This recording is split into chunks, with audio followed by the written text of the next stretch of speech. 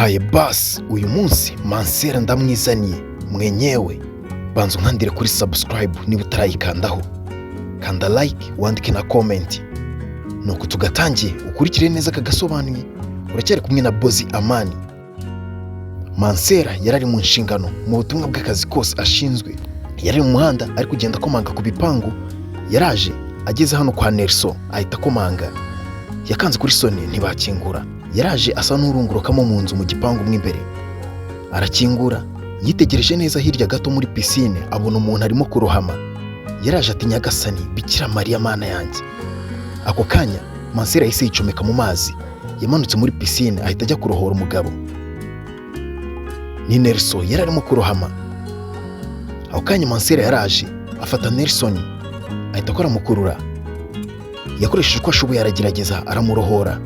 Mansera ijipo ye yasigayemo munsi. Ako kanya Mansera yakoresheje ibishoboye byose, arangije aramufasha mutipa agaruka ibuzima. Arangije Mansera ati urakoze mana yanjye, ati shimwa mana. Nuko Mansera yaramufasha aramubyutsa. Nelson yari yarembye neza yendaga gupfa. Mansera ati urakoze mana yanjye. Nuko ako kanya Nelson yitegereje Mansera mu maso. Arangije aramubaza ati ese naba ndi mu ijuru? Mansera yaramusubije ati oya, wari uri hafi kuba wagera mu ijuru, ati ariko nagutabaye, ati ahubwo se ni gute wisanze muri aya mazi? Nelson yaramubwiye ati ntabwo mbyibuka neza.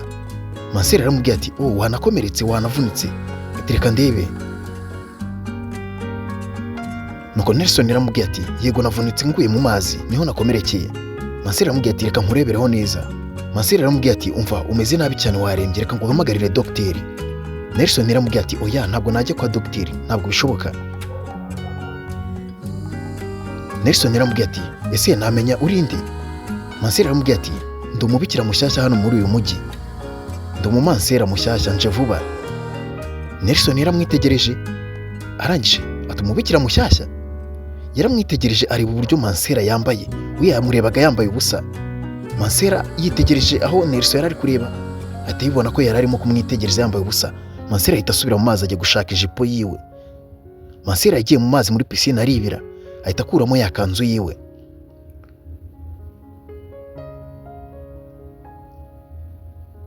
Ako kanya Mansera yafashe kanzu yiwe arangije ava mu mazi. Aracyambaye ivara ryonyine. Mansera ntabwo abyitayeho, ikintu yitayeho ni ukuba yarokora uno musore.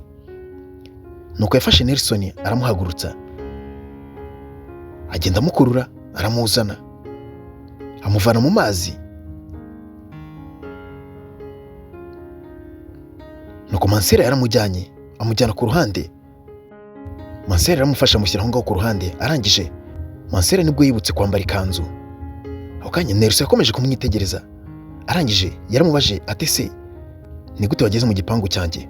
Mansera yaramubwiye ati nari ndimo kugenda nkomanga ku bipangu byose, turi kugenda dusaba ubufasha kugira ngo kiliziya yacu ntibe yasenywa kuko hari umuntu wenda kuba yayisenya. Nuko Nelson yahise amubwira ati ariko nizere ko ari joke, nizere ko urimo kunkinisha. Mansera yaramubwiye ati oya ndi ngukinisha se kubera iki? Nelson yaramubwiye ati kubera ko ari njye ugiye kuba nasenya kiliziya. Ati none se ni gute uwafashe umwanya wo kuba waza kumfasha ubizi neza ko ari njye ugiye gusenya kiliziya yanyu, kuki waje kundohora? Mansera yaramubwiye ati ibyo ntabwo njye mba mbyitayeho, ati nubwo waba uri shitani ngomba kuba nagutabara kubera ko ubu muntu nicyo kintu cya mbere. Nelson umutwe wari urimo kumurya cyane, ntabwo ameze neza. Mansera yaramubwiye ati ese uri umufungamutwe ubigeze aha ngaha? Usanzwe uri umufungamutwe? Ese waje nka kujyana kwa muganga nkubikira dogiteri? Nelson yaramubwiye ati oya. Ako kanya Mansera yaramubwiye ati kanze gato ndaje. Nelson yaramubajije ati se ugiye gukora iki? Mansera yakuyemo agacupa karimo amavuta.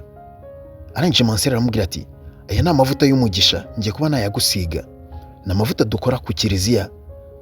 Nelson yaramurebye asa n'uri gupinga. Arangije aramwihorera ati nta kibazo ngaho nsigaho. Mansera yaramubwiye ati aya mavuta araza kuba yagufasha, ni amavuta y'umugisha yahawe umugisha na papa. Nelson yarapinze aramubwiye ati usibye biramvura. Mansera yaramubwiye ati ikintu cya mbere ni ukwizera. Aya mavuta yagiye avura abantu benshi cyane, n'abantu benshi cyane twagiye tuvura dukoresheje aya mavuta. Aya mavuta afite ububasha bukomeye cyane. Nuko Nelson yaramubwiye ati kubera iki uri gukomeza kumfasha kandi ngiye kubasenyera kiliziya? Mansera yarongera aramubwira ati nk'uko nabikubwiye njye mfasha umuntu ntitaye ku cyari cyo, waba uri shitani, waba uri marayika, waba uri Yesu, waba uri nde, mu gihe ngo usanze ukeneye ubufasha mba ngomba kuba nagufasha. Nelson yaramubajije ati ese witwa nde? Mansera yaramubwiye ati njye nitwa Paola. Nelson yaramubwiye ati urakoze cyane kuba wamfasha Paola. Nuko Paola ako kanya yahise yigendera. Mansera yarigendeye asiga Nelson wenyine. Mansera yibagiwe agakarine kiwe, hari utudokima yari afite yahoze agendana yaratwibagiwe. Ako kanya sinzi umuntu wahise ubwira Nelson ati uri umunyamahirwe, atari ko amahirwe yawe ntaho yakugeza kubera ko aka kanya ngiye kuba narangiza ibyo batangije. Ni Jihad yari ari kubwira Nelson, aramubwira ati ibyo batangije bakaba batabirangije ngiye kuba nabirangiza, ngiye kugerageza nkoresha uko nshoboye bigaragare nkaho ari accident yakubayeho. Nuko ako kanya Nelson yabajije Jihad ati se nagutwaye iki kugira ngo uvuge ngo ugiye kuba wangirira nabi? Jihad yaramubwiye ati wangiriye nabi, waraje uradusenyera, none ngiye na papa wanjye twaratandukanye, ngiye n'umuryango wose, ntabwo turongera kuba twanahura. Ati ibintu wakoze bigiye kuba byakugaruka, aka kanya ngiye kuba naguhitana. Jihad yaramubwiye ati ni amakosa yawe yose Nelson, nta hantu uri buncikire, ibi bintu ntaho wabicikira, uyu munsi ngomba kukwica uko byagenda kose. Ntabwo ibintu bigomba kurangirira ahangaha, ibyo wakoze byose bigiye kukugaruka, ugomba kwishyura ibyo wakoze byose. Kuba warantandukanyije n'umuryango wanjye, reba ubuzima mbayemo, reba uburyo mbayeho. Ako kanya Mansera yaragarutse, agaruka aje gutora za dokima ze yari yibagiwe. Arangije araza ati Jihad uri mu biki? Ati rekera aho ngaho, ntabwo wagakwiye kuba wakora ibintu nk'ibyo. Jihad yaramubwiye ati agomba kubyishyura, Nelson ibyo yakoze byose agomba kubyishyura. Mansera yaramubwiye ati oya, ntabwo ari uko nguko, ntabwo ari uko wagakwiye kwishyura umuntu, nimba umuntu akugiriye nabi ntabwo ugomba nawe kuba wamugirira nabi. Jihad yabwiye Mansera ati Mansera mbabarira ibi bintu bivemo, njye ntabwo ndi padiri sindi na marayika, ntabwo nkeneye kuza kungira inama. Mansera ndagusabye mva imbere njye nica umuntu. Jihad yasizoye yisize insenda arashaka guhitana Nelson. Jihad yabwiye Mansera ati niba udashaka kwegeraho ngiye kubahitana mwese.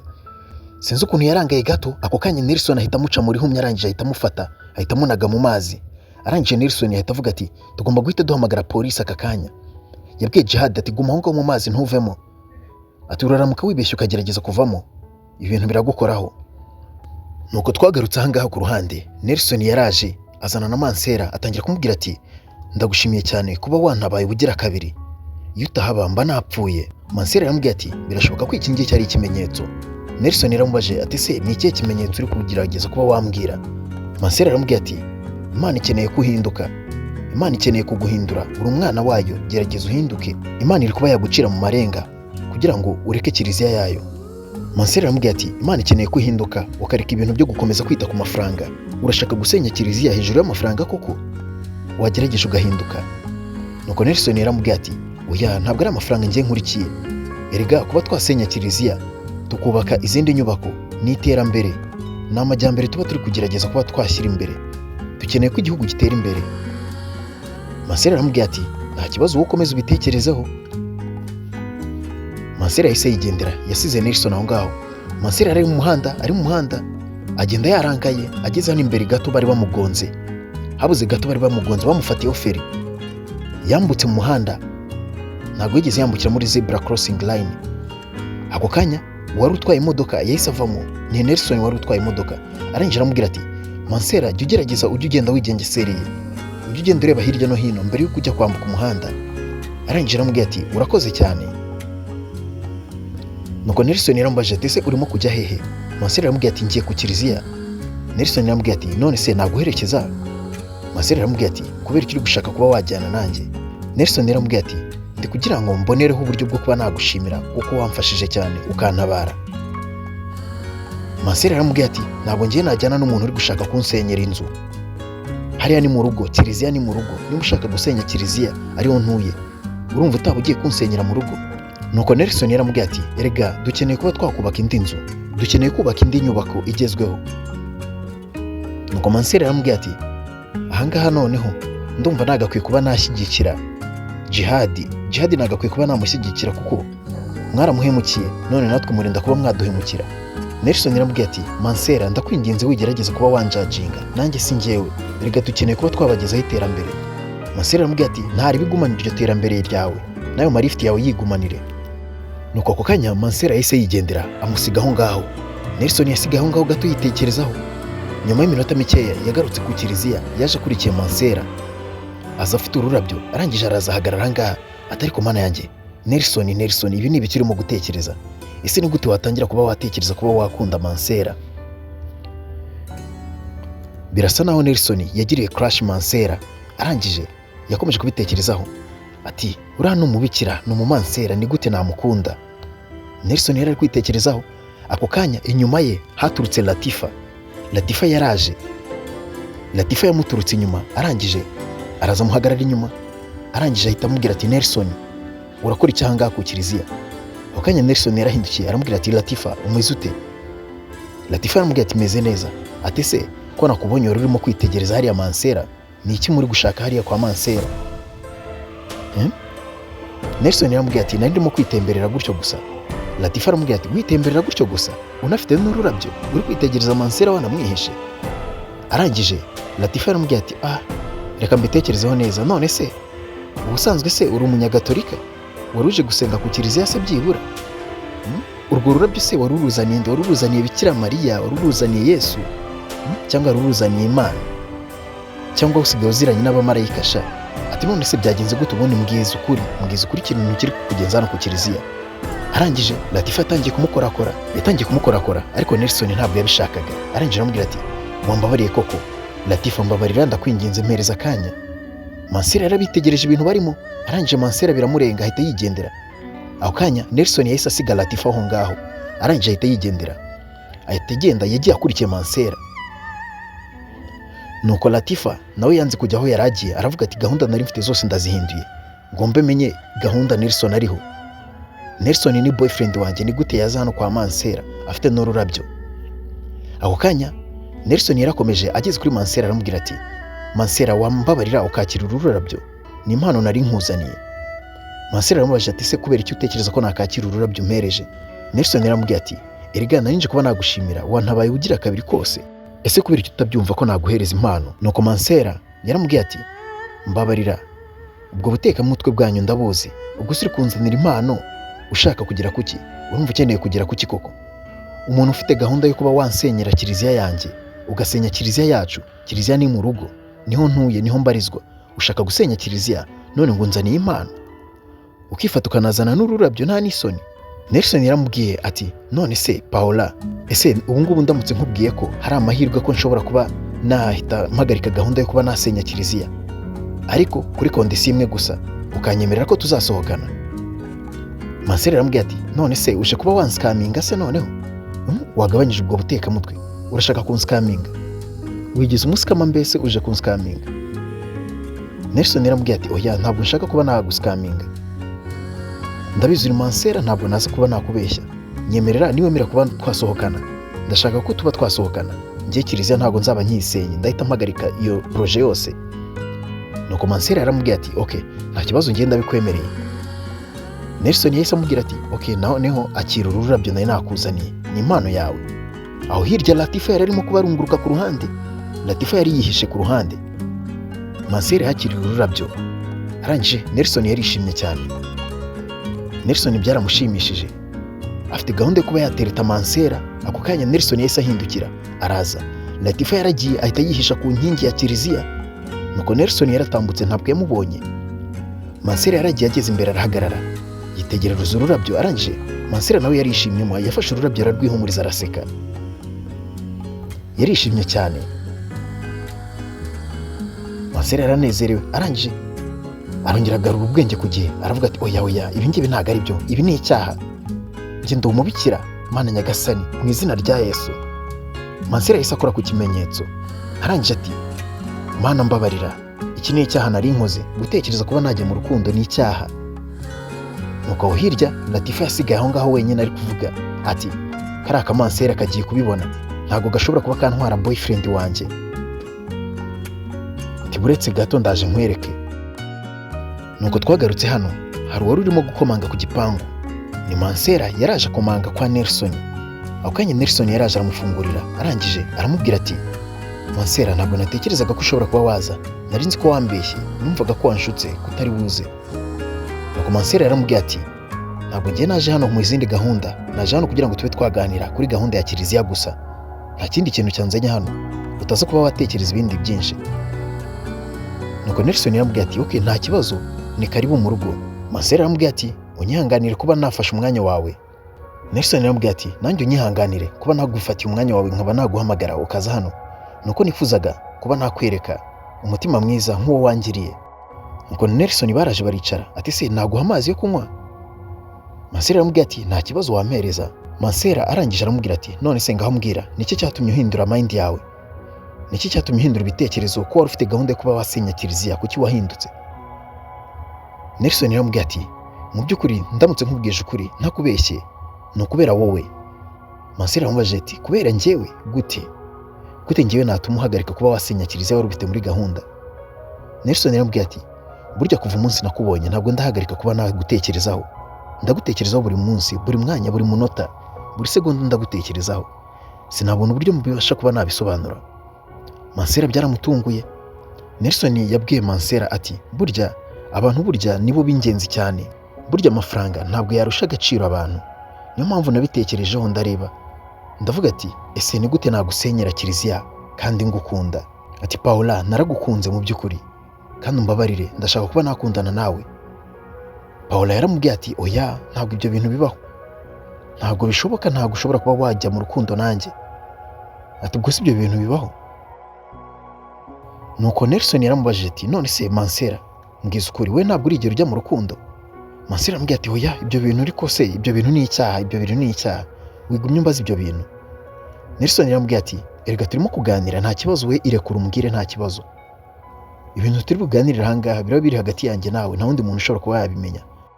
Ngaho mbwira, waba byibura warantekerejeho? Yabwiye Nelson ati nanjye nakwiyumvishemo, ndagukunda. Nelson yaratunguwe. Mansera yagiye mu rukundo ariko byamuteye confusion, ari kubyibazaho. Yabwiye Nelson ati yego naragukunze ariko nanone ntabwo dushobora kuba twakundana, ntabwo ibi bintu bishoboka, urabizi ko niyeguriye Imana, urabizi ko ndi mu Mansera kandi ibi bintu ni icyaha. Mu gihe Mansera akiri kuvuga ibyo ngibyo, Nelson yaramwegereye atangira kumufata ku itama.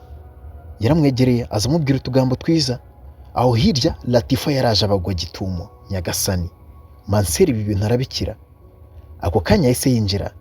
Latifa yaratambutse agenda azunguza nyashi, araza abagira imbere.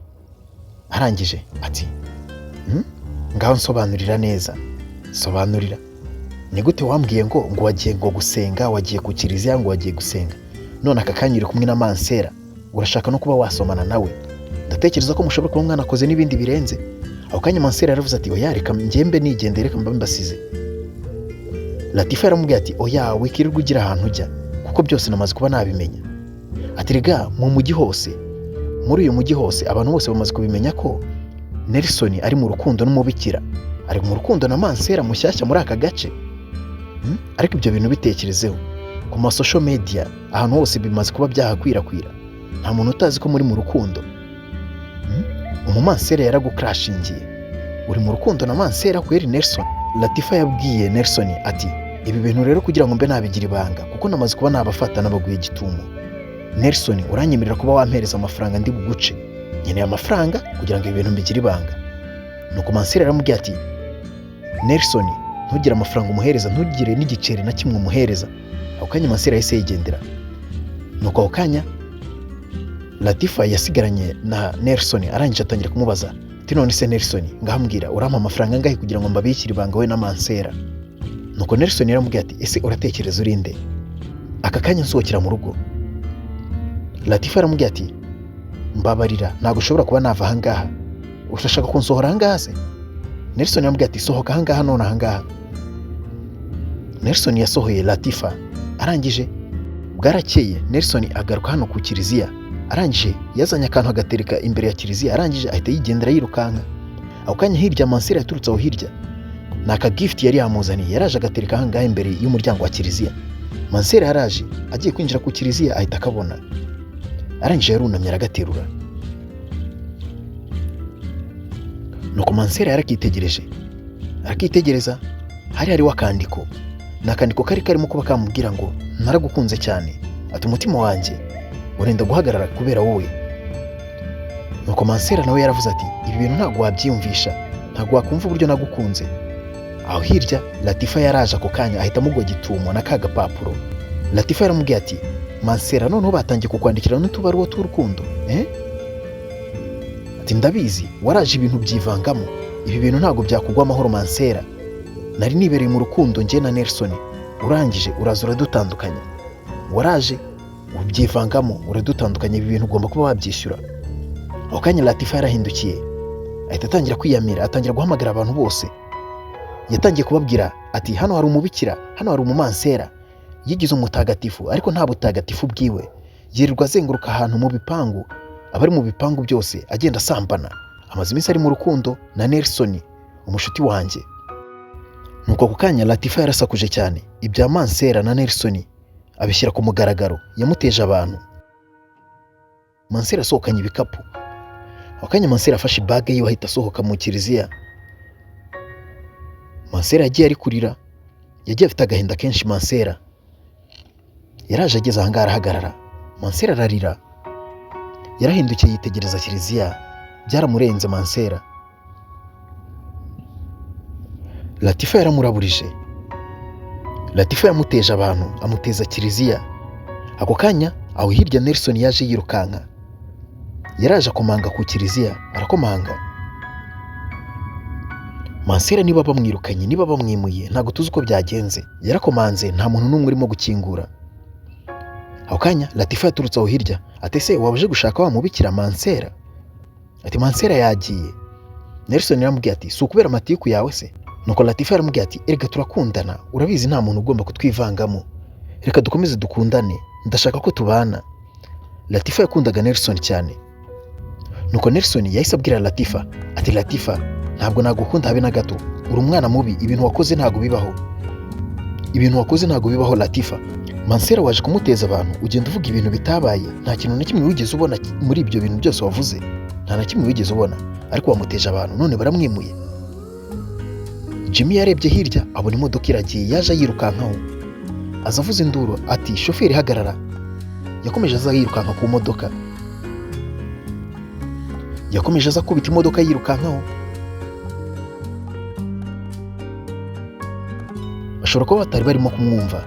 Igeze imbere yarahagaze, arangije Nelson yahise abwira Paula ati Paula umbabarire. Ati se ugiye hehe koko Paula wambabariye? Paula yaramubwiye ati ndimo gushidikanya cyane kuri ibi bintu nabashije kuba nahitamo kubamo. Nelson yaramubwiye ati mbabarira ndakwinginze winsiga wigenda. Aho kanya Paula yaramubwiye ati ntabwo bishoboka Nelson, ahubwo urabaho.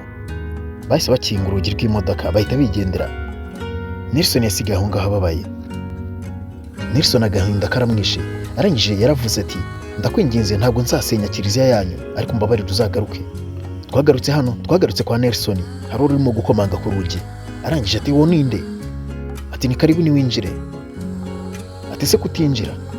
Nelson yahagurutse afite umujinya, ari gukeka ko ashobora kuba ari Latifa waje kumureba. Ako kanya yarasohotse yitegereje yikanzemo, Mana nyagasani. Paula yahinduye imyenda, yamaze kuva mu kibikira kare, ibintu by'ububikira yabivuyemo. Paula yiyemeje kujya mu rukundo, ntagashaka ibintu byo gukomeza kuba Mansera. Yaraje abwira Nelson ati mu by'ukuri nari naragukunze, naragiye mbitekerezaho cyane, nsanga iranzira nari narahisemo ntabwo ariyo nzira yanjye. Ati burya urukundo rurakomera cyane, nta kintu gishobora kuba cyatandukanya imitima yakundanye. Nuko Nelson yabwiye Paula ati mu by'ukuri umutima wanjye wendaga guturika, maze iminsi ntatuje, stress yari imereye nabi, nari no gutekereza kuba nakiyahura. Nuko Paula yaramubwiye ati oya, ntabwo wagakwiye kuba warabitekereje, ese ubwo ubikora nkaza ngasanga utakiriho, ubwo wari kuzavuga iki imbere y'Imana? Aho kanya Paula yaramubwiye ati niteguye kuba nakundana nawe ndetse tukaba twanabana. Barahoberanye. Nelson yaramubwiye ati urakoze cyane, nari maze iminsi ngutegereje, nakwifuzaga mu buzima bwanjye, ndanezerewe cyane, ndetse niteguye kuba nakora buri kimwe cyose. Kiliziya yanyu narayiretse, ntabwo nayisenya, ndetse nibinaba ngombwa nzanayivugurura. Aho kanya bahise bemerana kuba bakundana ndetse bakaba banabana. Mansera bamuvanye mu kimansera. Mansera iby'Imana yabivuyemo, ibyo kwiyegurira Imana yabivuyemo, ahitamo kuza kwibanira n'umugabo yakunze.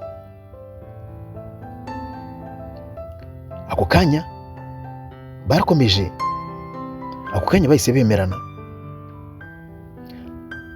Ako kanya Nelson yahise abwira Mansera ati ubu aka kanya ngiye kuba nakora indi plan nziza cyane, tujye kuba twakubaka kiliziya nini cyane, ndetse ni nayo tuzashyingirirwamo, tuzajya tujya kuyisengeramo njye nawe. Turabyumva ute? Paulo yaramubwiye ati ni byiza cyane, ndabikunze. Mwakoze cyane, turabakunda cyane. Wari kumwe na Boss Amani. Ibuka gukanda subscribe, kanda like, wandike na comment utubwire uburyo ubibonye. Ese Mansera uyu mwanzuro afashe ni mwiza cyangwa yaba yibeshye? Mutubwire muri comment. Turabakunda cyane.